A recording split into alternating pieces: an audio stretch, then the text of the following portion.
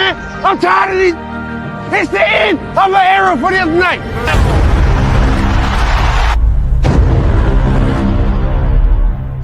Right there is why they can win the Super Bowl. You give defense in this game is getting that first.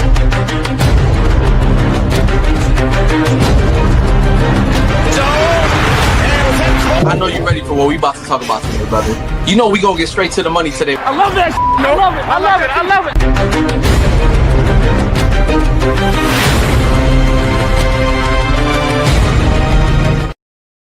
Man, what's going on? Welcome to another episode of Bills United Podcast. Yo, check this out, my guy. We just dominated the New York Jets. But there's nothing new under the sun.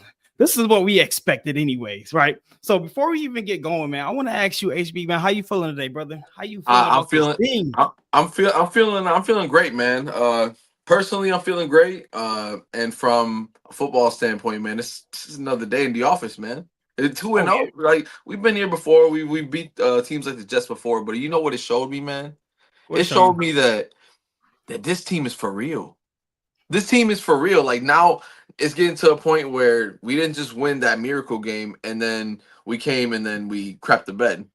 I just think that this week we took care of business, and I told you, over the weekend that in all honesty, this is Jets.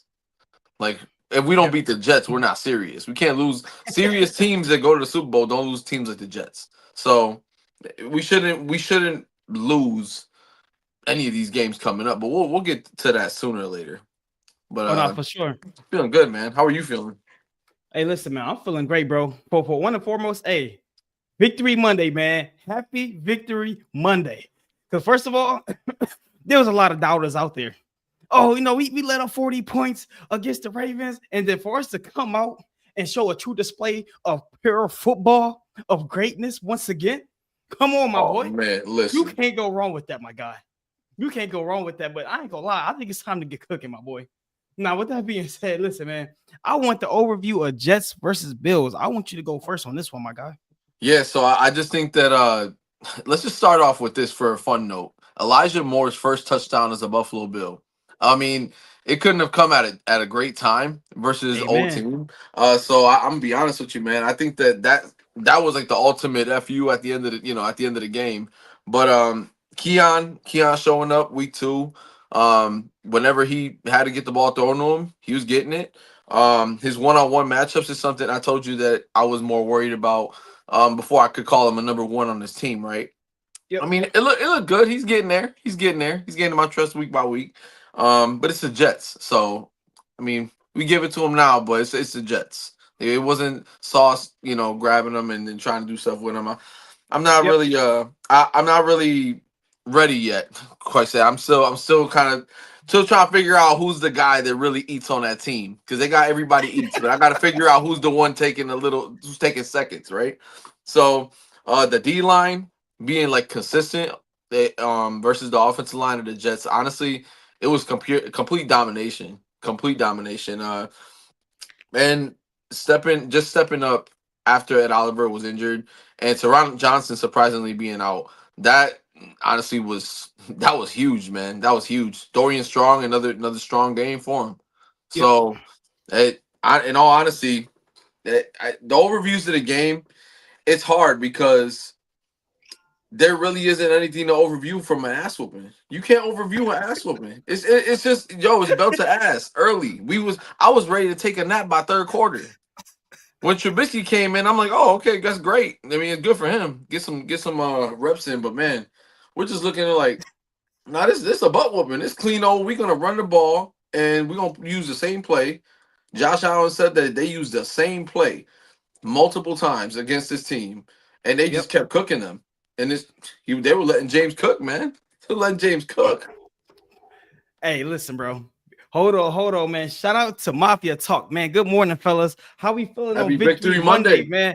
Hey, listen, man. Go follow my guys on YouTube at Mafia Sports with Talk, and follow my guys on Facebook, man. My boys do their thing every Wednesday at 8:00, man. Check in with my guys, man. They're working, they're consistent, and they ready to work, man. Hey, listen, man, it's about that season. You feel me? Because hey, like you said, bro. How I feel about Victory Monday. I feel extravagant. This was amazing, my boy. I'm not gonna lie. I was with you. It was a snooze fest. Even though we was winning, it was a snooze fest. Yeah. I'm like, it's been a long time since I was talking and walking around the house and not worry about the football game. That's what it gave. You feel me? But but my overview of the game, though, honestly, domination. It's simple as that on both sides of the ball. People do need to realize, like, because my one boy, he had inboxed me after the game.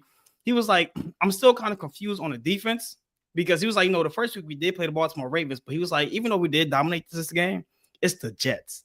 But you do have to realize the Jets have a great running back unit. Yeah. Here, we would have gave up still 100 yards against the Jets. This was a big improvement, regardless if it's the Jets, Miami, Carolina, because every team can run on us. So that's a win for us. And but not only that, though, my boy Elijah Moore finally showed up on offense. I was looking forward to that. I don't know if it was the revenge game. He had some extra juice. Definitely. But he popped up. But defense is the biggest thing. And I actually want to get into that on one of these segments because I'm gonna go off. But overview, like you say, ain't really much to say. It was BTA. It's that simple. But let's slow down. Now let's talk about defense, man. Defense has been showing a lot of promise. This game showed us a lot. Hopefully it foreshadowed what we're gonna bring for the rest of the season when we do players back, such as Michael and Larry. But now with that being said, what about defense on Sunday that stood out? What stood out to you? You know, I'm gonna be honest, man. Christian Benford and Trey White being back on the same field, great tackling, man. I love how Christian Benford, he was all over the field, like as far as just tackling and just being on point. There was one where he had a good hit to the sideline, and it was kind of like a replay of week 1, but this time he didn't get up shaky. So it was one of those things where like, oh, we're hitting now. So now it's starting to get to the point where everybody gets their licks in during the week. You see all the highlights or the big hits, and the Buffalo Bills actually got a big hit. The defensive line, man, I can't emphasize enough. Joey Bosa, man.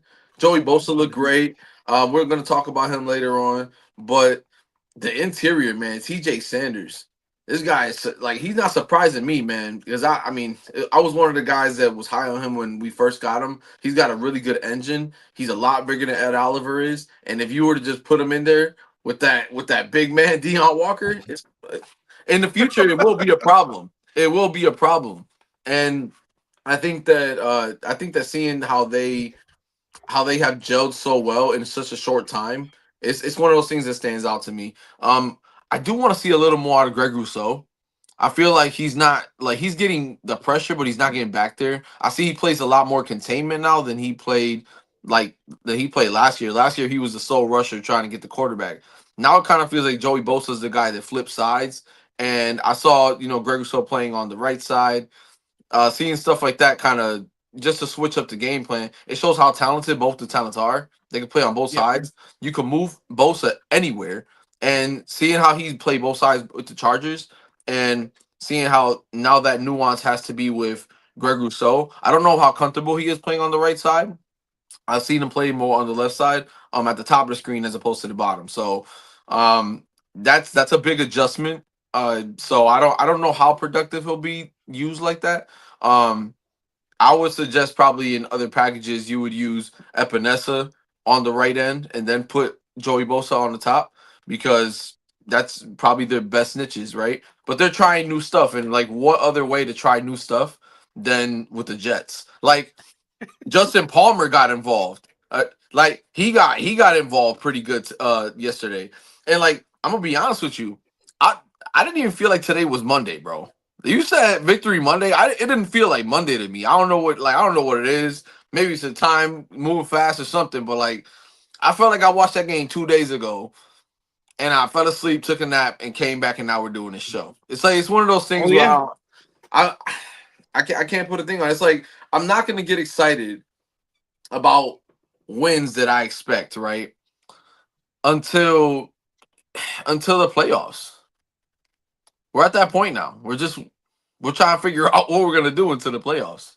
This is regular routine at this point, If we're not whooping their ass, we not serious. Nah. No, I definitely agree, man. Hey, listen, man, John Robert, Victory Monday, my guy. What he say, man? Joey Bosa did great. Hey, listen, we about to get into that because that right there, Joey Bosa looked like the game changer that we needed on his defensive line. Mm-hmm. Josh Allen has been this is a fun fact right here. Josh Allen has been the most bench quarterback in NFL history, but only for the right reasons. This man is so good, he doesn't have to finish the game. Hey, listen, I'm gonna be honest. I will get that to Josh Allen, but we have to get that to that. We have to get that to the defense this week. The defense and made James sure. Cook. Oh my goodness, the defense made sure Josh Allen ain't had to play with that nose in that fourth quarter. They closed that game out in the third quarter, man. Kudos. Usually it is Josh Allen, but defense flipped the table around this time around. So I love that. Hold on, what we got, man? Oh, John Robert. Greg Russo had a knee injury early in week, so that's probably why he wasn't as productive. If that is good to know, but why play him then? Like it's the Jets. Like, you sitting Teron Johnson, like you might as well sit Rousseau. You literally invested all this money in him. Why not sit him a week? You sat at Oliver. He's in a boot. He had a knee injury. You need everybody healthy the whole season. We have a lot of depth everywhere on the field. Instead of making Landon Jackson a healthy scratch, how about you play him and you switch spots with him for a game? I don't get it.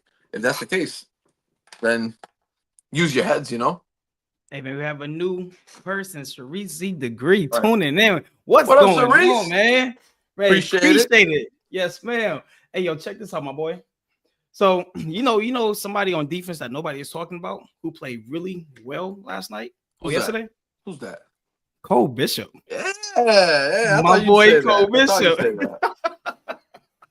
You know how I am I with him, appreciate man. it. Last year, I mean, last week, he kind of made me shed a few tears having to come on this show and had to have some words for him. You feel me? But my boy redeemed himself. That him and Taylor Rapp, that look like a good unit in that backfield. For now. For now. We'll get that to him. But like I said, though, hopefully, like I said, this foreshadows what's to come for the rest of the season for this defense. Yeah. But my boy was all over the field. Coverage looked amazing. He made the tackles when it really mattered. He was not missing any tackles. My boy was all over the field when that camera turned. So we got to give kudos to my boy Cole Bishop. But not only that, he was blitzing and he got a sack. My boy was getting to that quarterback. That Jets offensive line didn't have no answers for us all yesterday. And Cole Bishop stood out to me, my boy. Cole Bishop, that free gimme sack on over pursuing, man. Let me tell you, it was impressive just because he got to the quarterback. Because Justin Fields is not no slouch at running the ball, right? Not at all. Because he had his times where he was running the ball on us, but it's one of those things where we left him one dimensional the entire game. It's crazy to me how Cole Bishop, like, he has games like this where you can remind yourself, like, oh, Jordan Poyer was like that when he came.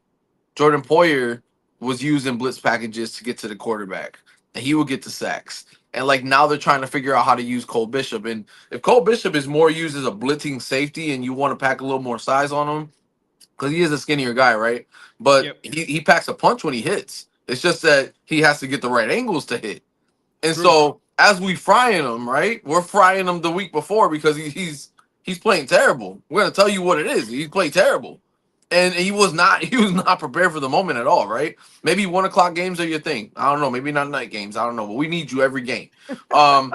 It's one of those things I don't understand that, now the coaching staff sees how to use them. I hope that they can utilize them more there. And if you don't have a true safety there right now, then, split the time. Split the time depending on the package out there. Bring D-Ham in on pass coverage, whatever it is. Yep. That's going to help him. If he's going to be the full-time safety, it might fry us. It might fry us on certain occasions. It does depend. It does depend. But I will tell you this. But do you know what made me happy, though?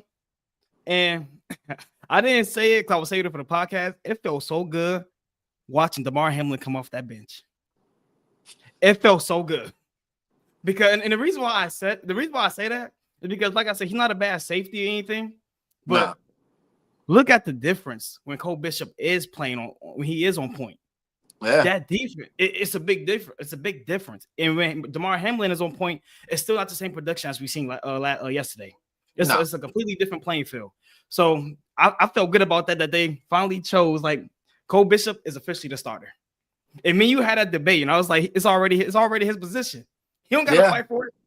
So that to me that confirmed that yesterday that Cole Bishop and Taylor Rapp are our starting unit. It explains why DeMar Hamlin was starting all those preseason games because they already knew that Cole Bishop was the starter. So they basically let all the backups play the entire this is something that we overlook, but also sometimes overlook into. You know what I mean? Where you're overanalyzing it, should I say, right? Yep. Where none of these players play preseason, and next thing you know, they're coming into the season and they're firing on all cylinders. You put up 41 in the first game, you put up 30 in another. I don't ever want to hear, oh, these guys are not playing preseason and not making a big deal out of it. This defense is playing nice, bro. Oh yeah. They're playing nice. Like, we got to give their flowers to Trey, bro. Trey White, first game back as a Buffalo Bill, came in looking solid. Came in, stopping the run when he had to on the outside. Bad tackling, DB tackling is what we have on this team. These dudes do not take good angles. I mean, when they get their licking, they get their licking. But a lot of the times, they miss their tackles. And, seeing that, and Matt Milano, I heard had to lead the game, right? Well, you tell me, you tell me about that, man. I'll tell you. Well, only thing that I heard ever since yesterday is that he left the game, but he didn't return, and pretty much the Bills do what the Bills do, keeping the details behind closed doors. So maybe later it's gonna come out, but I heard that something was really aggravating him, and it aggravated him enough to where they didn't bring him back out. Yeah, maybe it was the fact that he was already putting boot to ass. He didn't want to play anymore, and just said, "Well, I gotta go." Yeah, I don't know. At the end of the day, I mean, this defense didn't really need their starters by mid third quarter, if anything. So, oh no, facts. Yeah, this game was completely controlled by the time possession. Oh, easily, bro. Yeah, and the defense made it all the more better. Mr. Trubisky had more yardage than Justin Fields. Oh my goodness, bro! Justin Fields probably had 32 over 27, I believe. And the man was only in for 3 plays. Listen, if God forbid, if Josh Allen's injury was any worse, right? I told you, if Josh Allen's not in any of these games, we're gonna lose every single game. Because that's just how it is, right? But there's teams like the Dolphins, the Saints, the Carolina Panthers, that are on our schedule. I mean, we got the Jets again on the schedule. If things were really bad and you had Trubisky in there, I don't know. I don't think I feel not confident, but I definitely think we're fried. The Jets. You see how bad the Jets are. They got Mr. Trubisky out there throwing 32 yards. Bro, Jets is so buns, my boy. They kind of upset me because I had them second. These boys trash. It's killing me though. It's killing me though how Mitch Trubisky looks sweet in the season, but then he looks complete garbage in the preseason. Bro, hey, but you do have to take into consideration that he's actually playing with the ones in the regular season and not the seconds.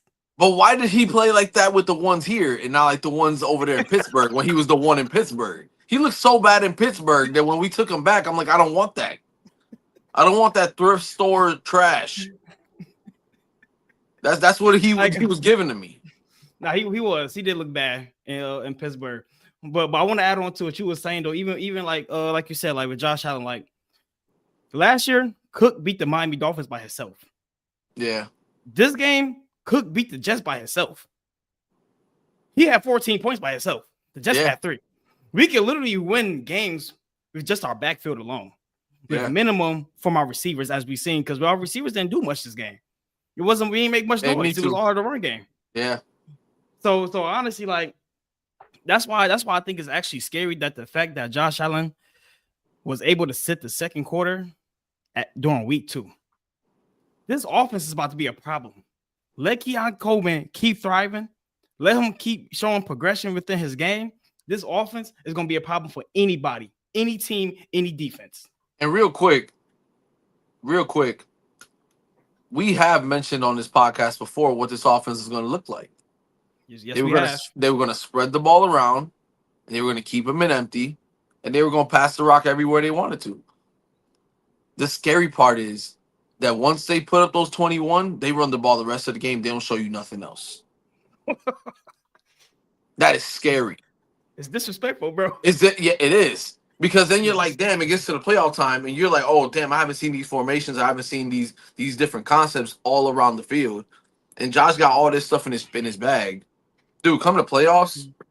I mean, I sound crazy now because it's 2-0, but we already know how this team is constructed and how it should be, how it should look like by December, January time. I'm not gonna lie. The fact that we could beat professional football teams with a Madden playbook shows you how good this team is. Yeah, seriously. Yeah, we could beat teams with a Madden playbook, and then not only that, our offense wasn't even firing on all cylinders, and we did this. Nah. So just take that to consideration. Joe Brady could have called the day off, and he could have had Josh Allen run the plays himself, and that's it. Just run the ball, run right. Just keep pointing. Before we transition, we got some more comments coming in real quick, man. Hey, shout out to Mafia Talk, smash that like, yes sir, Mafia, and comment big dubs in the comment. Let's effing go, hey man. Go follow my guys on Facebook, and also not only Facebook but YouTube, man. Make sure you like, comment, and share this video to the rest of the Mafia out there, man, that needs to know what's going on and update them with Bills Mafia content. John Robert, Bills was rusty the first game. Yes, we was. Because guess what? Nobody was playing in the preseason. We pretty much got off the practice field and went straight into the action against one of the arguably the best team in the NFL, the Baltimore Ravens. You know, John, you know how sweet the Bills got to be this time around to say, well, you know what? We're not going to play none of our starters in the preseason for what? For them to get hurt and get all warmed up for the game? No, they're not going to get warmed up, man. They're going to say, you know what? Our schedule looks so light in the beginning. We're going to treat those first games like our preseason games and still win those. Even though those matter. Those are our preseason games because we're that good. Well, yo, this one is for you, my boy. This one for you. Mafia Talk. Yo, can we give a shout out to the Ricky Jackson Dawes? This man blocking is phenomenal. Hey, this your guy because you like him a lot. I'm gonna let you cook on this little bit. So Jackson Halls, he was one of those guys that I was telling you why, because you were telling me why we get that tight end like late in the draft, like and he's known for not catching the ball. Well, yeah, it's because we need that sixth lineman, but he can catch, and he was known for blocking. So hey, he right for that, man. Jackson Halls honestly could be something bigger in the future. But he gives that Lee Smith type tight end field to the Buffalo Bills, where he's the blocking guy, and out of nowhere he could come in and catch the ball too. And ironically, he wears the same numbers as Lee Smith, 85. So I think that crazy. I honestly think that he's one of those disguised players that later in the season and come like postseason time is gonna be the guy where you're like, damn, I don't know if they're gonna run the ball or if they're gonna pass the ball. Because if you see Kincaid and Knox out there, that it's more likely they're going to be able to do play action and stuff. With Halls, it kind of feels like he's that wild card factor to the offense. And it looked like it doesn't mean much, but it means a lot. It means a lot when it's unpredictable. I'm not gonna lie, bro. That's a real valid take. I didn't think about that. That definitely adds another dynamic to our offense. Yeah, that's a good point, man. Yeah. And got another comment. Hey, somebody new, man. Christopher Roseboro. Hey, man. Big dubs, man. Big dubs in the comments. Yes, sir, man. Big dubs. But hey, man, let's transition, man. Joey Bosa erupts. Joey Bosa shows up in Buffalo, New York against the Jets, boy. He's here, my baby. He's here, man. Man, what's your thoughts on Joey, my guy? Well, listen, man. Joey Bosa is one of those guys that, regardless of all the injuries he's had, he's the most talented. He's the most talented defensive end that we have on this team, hands down. The experience, the stats, all that alike, right? And I was telling you this, maybe off camera, maybe on a podcast, where I was telling you if we use him, he's so talented that even if we use him half the season, he'll erupt at any point. Like you could literally turn him on, and all he needs the first couple plays. You saw that versus Baltimore, where the first half he was looking trash. I'm gonna be honest with you, he looked trash half. He was trying to figure it out, and then the second half, his second half adjustment not only helped himself over time, but it also helped Greg Rousseau to finish off on plays where he couldn't do. And then that Oliver had that eruption and everything. So with Joey Bosa figuring it out, like Tony Romo said earlier, or after the game, he was saying, if Joey Bosa plays like this, these guys are indestructible, man. They're going to be a problem. So in all honesty, it helps everybody. Joe Bosa erupting in Meadowlands yesterday. It makes everything all the better. I know he was motivated though by all the or smack talking they were talking about, calling him old and all that. He was like, "Oh no, you want to call me old?" And then they were talking trash to him on the sidelines. He's waving bye to them. It's awesome, man. It's awesome. I'm glad to see Joey's arrived to the Mafia and contribute to the Mafia too. But I'm not gonna lie, my thoughts on it. One and foremost, Joey Bosa is what Von Miller was supposed to be at the cheapest price ever. Mm-hmm. Joey Bosa looks amazing, and it's crazy. Like for him to go through all these injuries, for him to be up there in age, he looked young. And after he got done playing after the game in his press conference, he said he having fun. He haven't had fun like this since he been in the NFL. He feeling good, man. He feeling young, but not only that, he don't have to work as hard on his defensive line. And you could tell by his energy. And one thing I love about him and his demeanor is that he's all business. Yeah. That man is coming to kill. He is coming to help us deliver that Lombardi trophy to Buffalo, New York, man. And like he said, a big motivation for him was what Josh Allen told him. He want to be immortalized. Yeah. And yesterday, that conversation started, my boy. He's going to be the big talker of this defense leading all into all the way to Thursday night against Miami Dolphins. And I don't see him slowing down. I don't see him not just not slowing down, but I see everybody following suit. Because if Joey Bosa comes in and then you add Michael Hoyt and place him everywhere else with him, and then you have Ed Oliver coming back, you have Ed Oliver, Hoyt, you have Bosa, and then you have Rousseau at the back end. It's gonna be hard to not only just get effective playing time on the interior, but my man, it's gonna be so hard for them, like for everybody else, to prepare against the Buffalo Bills when it comes to pressure in the trenches. And now that they're adding one extra person to come in and blitz, which I'm noticing a lot, whether it's a DB or a linebacker, I'm pretty much figuring out why guys like Milano are like on 1-year deals and they're comfortable with that if he walks, because there's so much more talent that's just as fast, just as dynamic, and it all starts in the first level. So hey, that's all I got for you on that. But not only that though, is there one player that we didn't show love to yet? TJ Sanders. My boy was just as dominant as Oliver was against the Ravens. Yeah. If you actually watch some of his film study, he was bullying the Jets offensive lineman. He was pushing them back into the quarterback. I was surprised because you know how I am. Yeah. Guys, Deion Walker or Daquan Jones, like when they all together and they playing right next to them boys, it's unfair. Yeah. It's an unfair matchup for any offensive lineman. Yeah. And that was beautiful, my boy. And to be able to see it actually come together the way that it did, there's so much promise within this team, bro. So much promise in this defense. Man, this promise is gonna lead me to a heart attack. They better finish it. They better finish what they look like they promising to us. They better fulfill their promises. Stop lying to us. Before we transition, I got a beautiful comment, my boy. She just turned me up a little bit right here. Sandra L. Kane just turned me up. Victory Monday, Buffalo 2-0. KC 0-2. That's something to shout about. Oh, hey man, I'm sipping my tea, brother. I'm sipping my tea because not only were they 9-7 when they started 0-2. The last time they went 0-2, they were 9-7 at the finish that season. Do you know who led that division? The San Diego Chargers at the time. And the Chargers look like they're charged up this season. So I tell you right now, if they finish 9-7, it's not going to be at the Buffalo Bills record at all. I see home field advantage in the playoffs this season if everything keeps going the way that it goes. And who knows? Maybe we'll burn it down. Maybe we'll burn it down ourselves in the playoffs. Oh, we're going to burn it down. We're salivating at. I'm salivating to literally get in that stadium and take a seat with me and bring it back to the house. They're gonna burn that. I'm telling you, it's gonna get nuts. And then John Robert, Zion Logue tipped the pass and had half a sack. I'm not gonna lie, brother. Zion Logue, I didn't know who he was, but I know I seen that we picked him up from the practice squad. We whatever. We picked him up, whatever, and he played really well, and that really shows you the fact that even on our practice squad, we have a lot of depth. Mm-hmm. But not only that, that's a good problem to have because he can't give. It's really hard for him to get playing time due to the depth and the fact that he looked that good for his first NFL game. For at least for the Bills, like legit one. Sky's the limit, my boy. He looked good. Everybody showed up. Everybody did their job.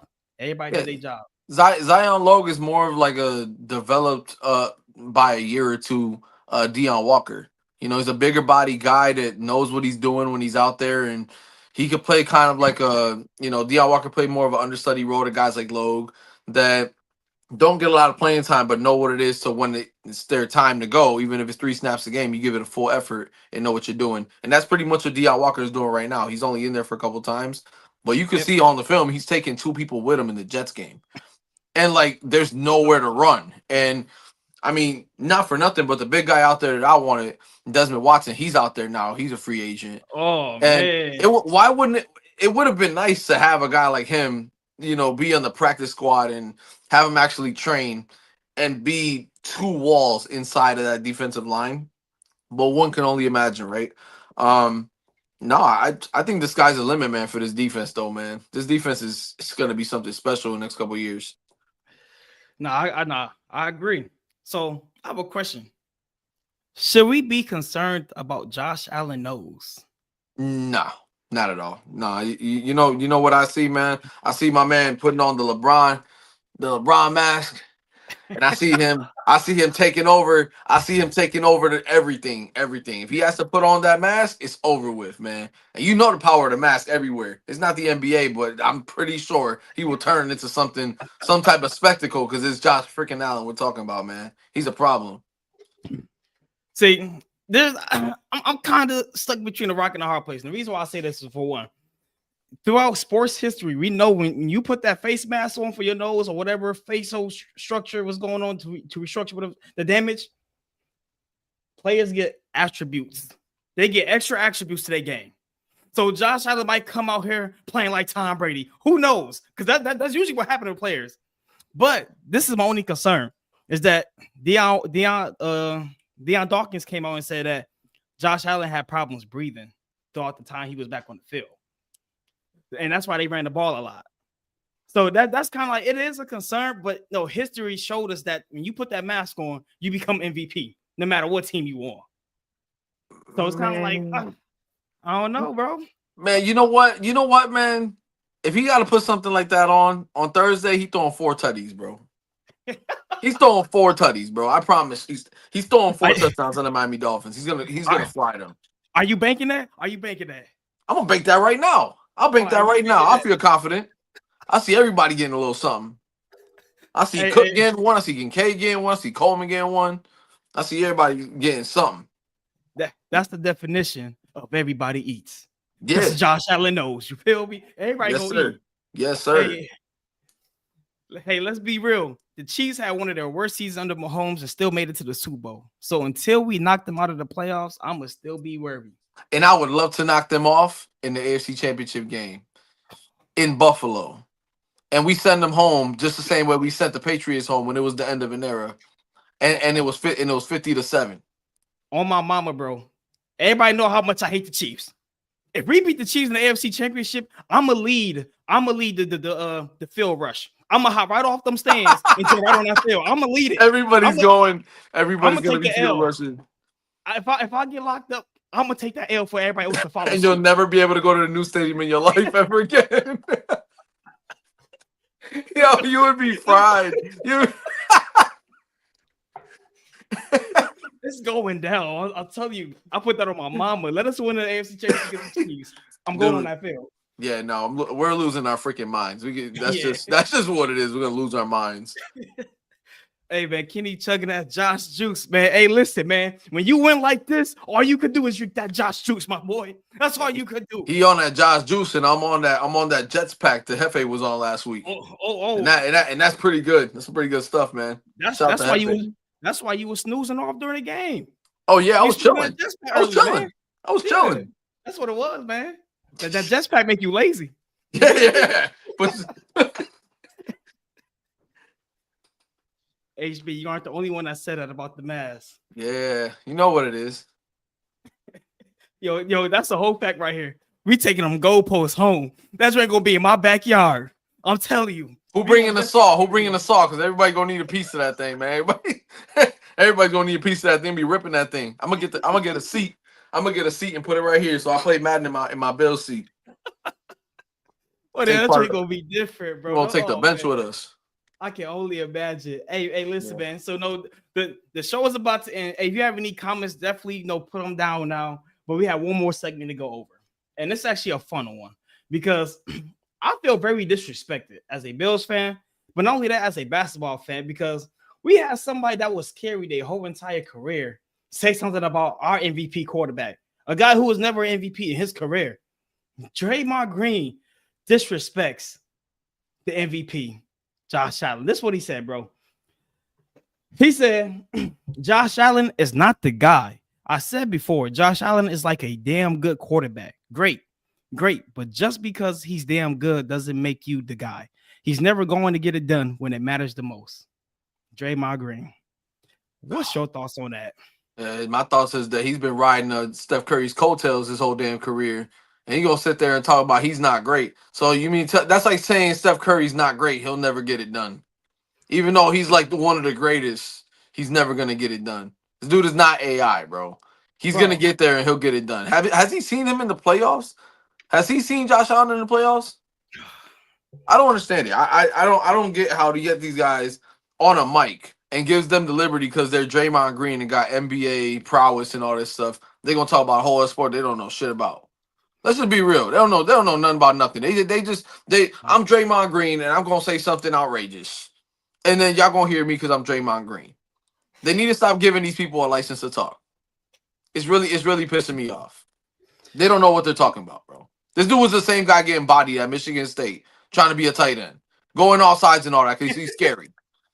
You need a backup ball for our quarterback, bro. Stop playing with me. Go ahead. This is the definition of when you don't have anything nice to say, just don't say it at all. Because you sound goofy, bro. Nobody in the football world respects your take. Even if you don't like Josh Allen, nobody can honestly respect your take. No. And for you to talk about somebody who's the best on a team and you was never that guy on your team, you have no room to talk. No. You never was a defensive player of the year. You never was a finals MVP. You wasn't even a regular season MVP. No. How many All-Stars did you make, really? I mean, let's be honest. Let's talk about it. You are out of your lane with this one, my guy. You are out of your lane, and I'm surprised the Mafia ain't attack him like we did. Adam Schefter. Yeah, I'm surprised we didn't attack him. I'm gonna be honest. Now you know why? You know why? Because he's riding people's coattails. He's not LeBron James, Steph Curry. He's not Tyrese Halliburton, Shai Gilgeous-Alexander. He's not none of those people. This dude got the mouth of KG, talking all that stuff like KG, bro, but plays like the Ilgaskis, bro. He plays trash. Trash. His play is trash. He just talk a lot. And Draymond Green, I want you to listen to me closely. If you ever hear this, I would never respect a man who grabs another man's nuts with pride. Yep. You use a nut grabber. So we don't take you serious. Get off his nuts, my boy. Come on, bro. We can't take you serious over here. Nah. Stay in your lane, my boy. He bet on the Ravens that week. That's why he tight. Oh yeah, he lost the bag. He lost the bag. That's probably what it was. Enough of that piece of trash, man. Yeah, bro. You use a scrub. Just continue to try to be good at analyzing or at being an analyst, because that's not your lane either. You ain't built for that. But hey, to each his own, my guy. Keep doing your thing. Ain't no hate over here because we know what we gonna do this year. Ain't no hate over here. We know what Josh Allen bring. But exactly. With that being said, man, thank y'all for tuning in into another episode of Bills United Podcast. Hey, HB, man, take us away, my guy. Hey, man, so y'all can find us on Bills United podcast on YouTube, Twitter, Instagram, the whole nine, Facebook, the whole nine. If y'all want to ever tap in and get on the show, just DM us if you got anything else to say. Brother, I'm ready to go. I'm ready to prep for this week on Thursday, man. Got the wife's birthday. Yeah. The wife's birthday on the same day, man. I'm ready to prep for this game and get to going. It's gonna be diabolical. But hey, man, before we leave, I want everybody to celebrate and cherish this victory. because we witnessed a massacre, regardless if it's the Jets or not, man. It's always something to celebrate. But not only that, stay safe, stay blessed, stay humble. But not only that, go Bills, baby. Go Bills. We here, big dog. Man, we here, big dog.